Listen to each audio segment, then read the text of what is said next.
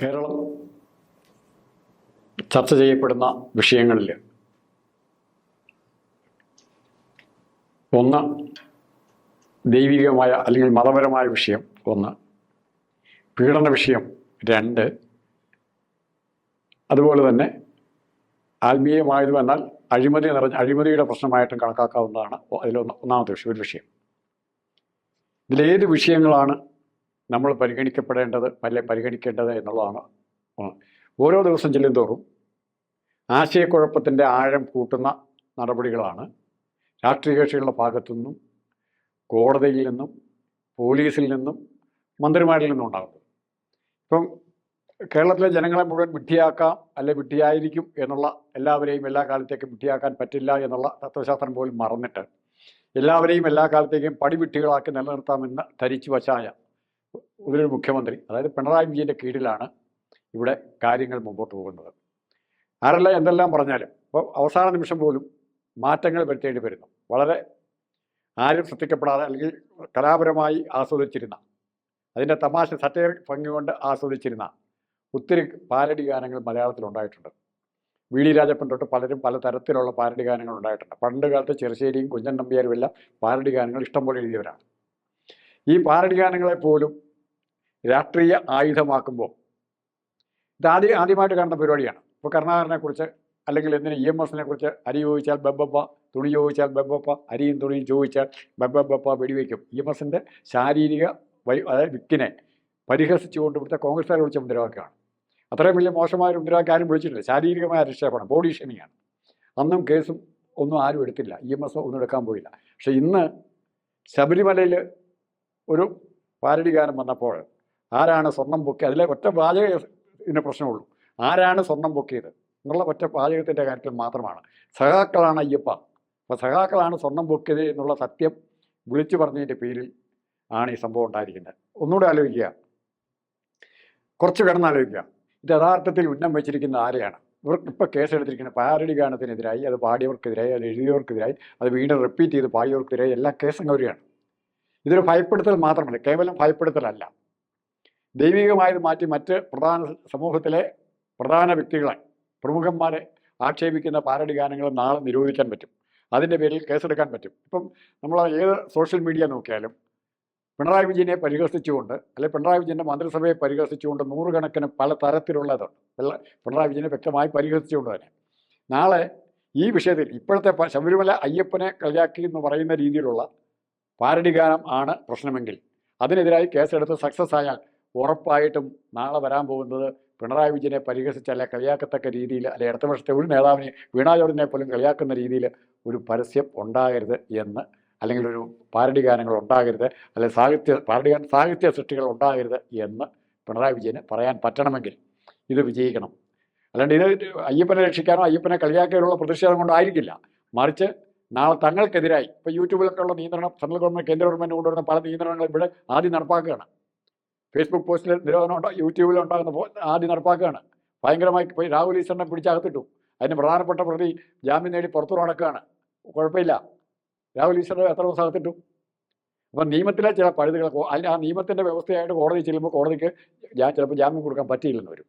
ആ കോടതിയുടെ ദൗർബല്യത്തെ മാക്സിമം മുതലെടുത്ത് തനിക്കെതിരായി ഉണ്ടാകുന്ന എല്ലാ തരത്തിലുള്ള എതിർപ്പുകൾ, തെരുവിലുണ്ടാകുന്ന സമരത്തെ എതിർക്കുന്ന എങ്ങനെയാണ്? തെരുവിൽ യൂത്ത് കോൺഗ്രസോ KSUO സമരം ചെയ്താൽ ഉടനെ ജീവൻ രക്ഷാ പ്രവർത്തനവുമായി പോലീസും വരും, സഖാക്കളും വരും. അവിടെ സമരം ചെയ്യാൻ പറ്റിയില്ല. അസംബ്ലിയിൽ പ്രസംഗിക്കാമെന്ന് വെച്ചാലോ സ്പീക്കർ ഒന്നിനും അനുവാദം കൊടുക്കുകയില്ല. അടിയന്തര പ്രമേയം അവതരിപ്പിക്കുക, പ്രതിപക്ഷം ഇറങ്ങിപ്പോരുക. ഒരു തരത്തിലും ഒരു മേഖലയിൽ നിന്നും തങ്ങൾക്കെതിരായ എതിർപ്പുകൾ, പിന്നെ സാഹിത്യ രംഗത്തുനിന്ന്, സാംസ്കാരിക രംഗത്ത് എതിർപ്പുണ്ടാവുമോ? ആലോചിച്ച് നോക്കൂ. സാംസ്കാരിക രംഗത്തുനിന്ന് ഇതുവരെ എതിർപ്പുണ്ടായിട്ടുള്ള, ഇനിയും അത്ര എതിർപ്പുണ്ടാകാൻ സാധ്യതയില്ല. കാരണം പിണറായി വിജയനെ മാത്രം സ്തുതി പാടുന്ന ഒരു സാംസ്കാരിക വൃന്ദം. പക്ഷെ ഇപ്പോൾ കുറച്ച് മാറ്റം വരുന്നുണ്ട്, സച്ചിദാനന്ദൻ വരെ എതിർത്ത് പറയേണ്ടി വരുന്നുണ്ട്. എന്നാൽ പോലും പിണറായി വിജയനെ സ്തുതി പാടുന്ന ഒരു സാംസ്കാരിക, എന്താ പറയുന്നതിന് വിധേയരുടേതായ ഒരു വൃന്ദം ഉണ്ടാക്കിയെടുത്തിട്ടുണ്ട്. ഒത്തിരി പേരുണ്ട്, മുകുന്ദനുണ്ട്, ബീരയുണ്ട്, അങ്ങനെ പലരും. സിനിമാ രംഗത്താണ് ഭാഗ്യലക്ഷ്മിയുടെ നേതൃത്വത്തിൽ പെൺപട തന്നെയുണ്ട്. മഞ്ജു വാര്യർ ആ കൂട്ടത്തിൽ കൂടും. പക്ഷെ മഞ്ജു വാര്യരുടെ ചില കാര്യങ്ങൾ നടത്തി കൊടുക്കണം, സാമ്പത്തിക കാര്യങ്ങൾ. അപ്പോൾ മഞ്ജു വാര്യരെ ഇപ്പോൾ ദിലീപിൻ്റെ കേസ് എങ്ങനെ ഉപയോഗിക്കാൻ നോക്കി? സ്ത്രീ പീഡനത്തിനെതിരായിട്ട് ഉപയോഗിച്ച കേസാണ്. ദിലീപിനെ പ്രതിയാക്കി, കേരളത്തിലെ പ്രമുഖ നടനെ പ്രതിയാക്കി നാളെ കുറ്റവിചാരണ ചെയ്ത് തൂക്കിൽ കയറ്റാവുന്നവരുള്ള രീതിയിലാണ് സംസാരിച്ചത്. അത്തരം വികാരങ്ങൾ അതെന്തിനാണ് സൃഷ്ടിക്കുന്നത്? എല്ലാ മേഖലയിലും തനിക്കെതിരായി നാളെ ഉണ്ടാകാവുന്ന വിമർശനങ്ങളെ ഈ രീതിയിൽ തന്നെയാണ് നേരിടാൻ പോകുന്നത്. തന്നെ ആരും എതിർക്കാൻ വരരുത്, താൻ പറയുന്നതെല്ലാം അംഗീകരിച്ചോണം. സംസ്ഥാന കമ്മിറ്റി കൂടി ഇല്ലേ? എന്താ സംഭവിച്ചത്? വിമർശനം ഉണ്ടായോ? ആരോ എന്തോ പിണറായി വിജയൻ കുറേ കാര്യങ്ങൾ പറഞ്ഞു, പക്ഷെ ഒരു കാര്യം സംഭവിച്ചു, അതിനെ അനുകൂലിച്ചില്ല എന്ന് മാത്രം. അനുകൂലിച്ചില്ല എന്ന് പറയുമ്പോൾ ഒരു പ്രധാനപ്പെട്ട കാര്യം ഇപ്പോൾ ഓർക്കുക. അടിയന്തരാവസ്ഥ കാലത്ത് പത്രമാരണ നിയമം നടപ്പാക്കി, സെൻസർഷിപ്പ് സ്ട്രിക്റ്റായിട്ട് നടപ്പാക്കി. ആ നിയമം സാധാരണ നമ്മുടെ ഇവിടുത്തെ ദേശാഭിമാനി ഉൾപ്പെടെയുള്ള എല്ലാ പത്രങ്ങളും അതിനെ അനുസരിക്കാനും അതനുസരിച്ച് കാര്യങ്ങൾ പ്രവർത്തിക്കാനുമാണ് തയ്യാറായത്. ആ പ്രവർത്തിക്കുന്ന സമയത്ത് ഇന്ത്യൻ എക്സ്പ്രസിൻ്റെ എഡിറ്ററായിരുന്ന രാംനാഥ് ഗോയങ്കെ ഇന്ത്യയിലെ മുഴുവൻ പത്രപ്രവർത്തകർക്കും, പ്രധാനപ്പെട്ട പത്രപ്രവർത്തകർക്കും പത്രാധിപന്മാർക്കും ഒരു കത്തെഴുതി.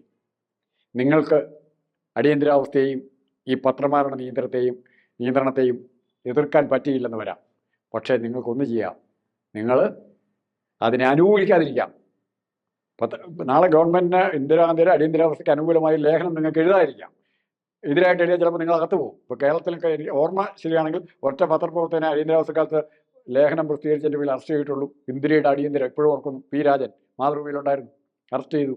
വേറെ ദേശാഭിമാനിയിലൊന്നും ഒരു ലേഖൻ്റെ പേര് കേൾക്കാനില്ല, അങ്ങനെ അറസ്റ്റ് ചെയ്ത് കൊണ്ടുപോയത്. അവരൊക്കെ വിപ്ലവകാരികളാണ്, ചെഗുവേര പറയുന്ന പോലെ തന്നെ കേൾക്കുന്നവരാണ്, പക്ഷേ ധൈര്യമില്ലാത്ത വിപ്ലവകാരികൾ. ഇപ്പോൾ മോഡിയെ കാണുമ്പോൾ പിണറായി വിജയൻ എങ്ങനെയാണോ മുണ്ട് മടക്കി കുത്തുന്നത്, അല്ലെ മടിക്കുത്തയച്ച് താഴെയിട്ട് വിനയപൂർവ്വം നിൽക്കുന്നത്, അതുപോലെ തന്നെയായിരുന്നു ഇന്ദിരാഗാന്ധിയുടെ മുമ്പിൽ ഇവിടുത്തെ പത്രാധിപന്മാർ പലരും, ഇവിടുത്തെ പല രാഷ്ട്രീയ നേതാക്കളും. അപ്പോൾ അങ്ങനത്തെ ഒരു കാലാവസ്ഥയിലേക്ക് കേരളത്തെ കൊണ്ടുപോകാനുള്ള ശ്രമം കൂടെ നടക്കുന്നുണ്ട്. കാരണം ജനപിന്തുണ നഷ്ടപ്പെടുന്ന ഫാസിസ്റ്റ് ചിന്താഗതിയുള്ള, ശ്രദ്ധിച്ച് പറയ്ക്കുക, ജനപിന്തുണ നഷ്ടപ്പെടുന്ന ഫാസിസ്റ്റ് ചിന്താഗതിയുള്ള എല്ലാ നേതാക്കന്മാരും ആശ്രയിക്കുന്നത് മസിൽ പവറിനെയാണ്, അല്ലെ പട്ടാളത്തെയാണ്, പോലീസിനെയാണ്. ലോകത്തുള്ള മിക്കവാറും എല്ലാവരും തന്നെ. ഇവിടെ ഇന്ദിരാഗാന്ധിക്ക് പറ്റിയ കുഴപ്പമാണ്, അലഹബാദ് ഹൈക്കോടതി വിധി വന്നു, തൻ്റെ പ്രധാനമന്ത്രി സ്ഥാനം നഷ്ടപ്പെടുമെന്ന് തോന്നി.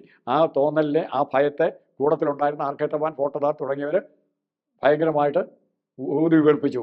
അതിൻ്റെ ഫലമായിട്ട് അടിയന്തരാവസ്ഥ ഒന്നും നഷ്ടം പറ്റിയത് ഇന്ദിരാഗാന്ധിക്ക് മാത്രം, കോൺഗ്രസിന് മാത്രമാണ്, അല്ലേ? അതുപോലെ തന്നെ പിണറായി വിജയൻ ഇപ്പോൾ ചെയ്യുന്ന എല്ലാ പ്രവൃത്തിയുടെയും നഷ്ടം അവസാനം വരാൻ പോകുന്ന CPM-നാണ്. പിണറായി വിജയൻ നാളെ രാഷ്ട്രീയ രംഗത്ത് നിന്ന് മാറേണ്ടി വരും, പ്രായം കൊണ്ട് മാറേണ്ടി വരും, അസുഖം കൊണ്ട് മാറേണ്ടി വരും, അല്ലെ പാർട്ടി തടഞ്ഞാൽ സെൻസർ ചെയ്ത് മാറേണ്ടി വരും. അപ്പം ഇവിടെ ഇല്ലാതാകാൻ പോകുന്ന കമ്മ്യൂണിസ്റ്റ് പാർട്ടിയാണ്. അതെന്തേ ഓർക്കാതെ? അത് ഓർക്കാതെ അടിയന്തരാവസ്ഥ സപ്പോർട്ട് ചെയ്യുന്നതിന് പകരം ഈ അടുത്ത തെരഞ്ഞെടുപ്പിനെ കുറിച്ചാണ് ഇപ്പോൾ ആലോചിക്കുന്നത്. എങ്ങനെ ജയിക്കാൻ വേണ്ടി എല്ലാ മാർഗവും സ്വീകരിക്കും. അതിനുവേണ്ടി മോഡിയുടെ ഉപദേശം തേടും. EVM-ൽ വോട്ട് ചോറി എന്ന് പറയുന്ന പരിപാടി ഉണ്ടല്ലോ, അതിവിടെ കേരളത്തിലും ആകാം, പല സ്ഥലങ്ങളിൽ വോട്ട് കുറയും, പലയിടത്തും കൂടാം. ഇത് നമ്മൾ കാത്തിരിക്കുക. ഇത്തരം കാര്യങ്ങൾ മനസ്സിലാക്കാതെ നമ്മൾ ഈ ഗവൺമെൻറ്റിനെ വിലയിരുത്താൻ പോയാൽ എവിടെ എത്തുമെന്ന് അറിയത്തില്ല. എവിടെ എത്താൻ പോകുമെന്ന് പറഞ്ഞാൽ, ഈ തവണത്തെ മനോരമയുടെ പോലും അസസ്മെൻറ്റിൽ പല സീറ്റുകളും UDF-ന് ഭൂരിപക്ഷം കിട്ടുന്നുണ്ട്. പക്ഷേ ഒരു 5000 താഴെ, അല്ലെ 2000 താഴെ ഭൂരിപക്ഷമുള്ള അനേകം സീറ്റുകളുണ്ട്. ഈവൻ 100 താഴെയുള്ളത് പോലും ഉണ്ട്.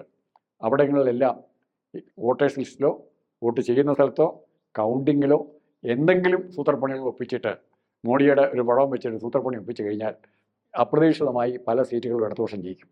ഇപ്പോൾ കണ്ണൂരൊക്കെ കാണിച്ചിരിക്കുന്ന അഴീക്കോട് UDF-ന് ഭൂരിപക്ഷം ഉണ്ടെന്നാണ് കാണിച്ചിരിക്കുന്നത്. തളിപ്പറമ്പ് UDF-ന് ഭൂരിപക്ഷം ഉണ്ടെന്നാണ് കാണിച്ചിരിക്കുന്നത്. അതൊക്കെ 5000 താഴെ, അല്ലെ 3000 താഴെ, 2000-ന് ഭൂരിപക്ഷമേ ഉള്ളൂ. നമ്മുടെ തൊട്ടടുത്ത് തൃപ്പൂണിത്തുറയുണ്ട് 341 വോട്ടിൻ്റെ ഭൂരിപക്ഷം കാണിക്കുന്നത് ഇപ്പോഴത്തെ പുതിയ കണക്കിന്. പക്ഷേ ഇതെല്ലാം നാളെ ഈ ഭൂരിപക്ഷത്തെ അട്ടിമറിക്കാൻ ഉള്ള ശ്രമം നടത്തും.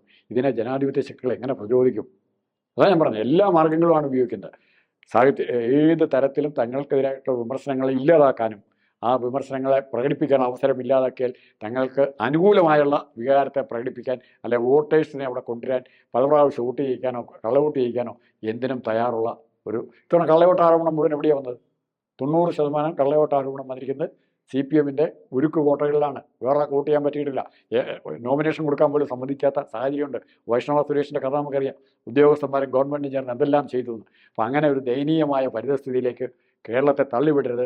അതിനുള്ള ജാഗ്രത പ്രതിപക്ഷ കക്ഷികൾ കാണിക്കണം. അത് പ്രത്യേകിച്ചും കേരളത്തിലെ മുഖ്യ പ്രതിപക്ഷ കക്ഷി കോൺഗ്രസ്സാണ്. അത് കാണിക്കും എന്ന് പ്രതീക്ഷിക്കുന്നു. ഇപ്പോഴത്തെ വിജയം കണ്ട് ആഹ്ലാദിക്കരുത്, അഹങ്കരിക്കരുത്.